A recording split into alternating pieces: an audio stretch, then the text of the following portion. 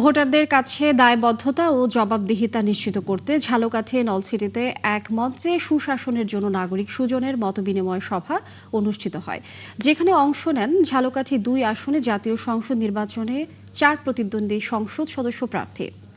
মঙ্গলবার সকালে নলছিটি উপজেলা পরিষদ হলরুমে জনগণের মুখোমুখি অনুষ্ঠানে তারা পরিকল্পিত মডেল জেলা গঠনে নানা প্রতিশ্রুতি দেন।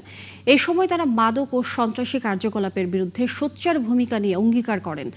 অনুষ্ঠানে জামায়াত, এনসিপি, গণ অধিকার পরিষদ এবং ইসলামী আন্দোলনের সংসদ সদস্য প্রার্থীরাও তাদের বক্তব্য তুলে ধরেন। অনুষ্ঠানে এলাকায় টেকসই উন্নয়ন, অনিয়ম, দুর্নীতি দূরীকরণে নিজেদের অবস্থান স্পষ্ট করেন তারা। এই সময় অনুষ্ঠানে আসা দলীয় কর্মী ছাড়াও বিভিন্ন শ্রেণী পেশার মানুষের মুখোমুখি হয়ে বিভিন্ন প্রশ্নের উত্তর দেন তারা। বলেন, গণতন্ত্র উত্তরণে অবাধ, সুষ্ঠু, নিরপেক্ষ ও গ্রহণযোগ্য নির্বাচনের বিকল্প নেই।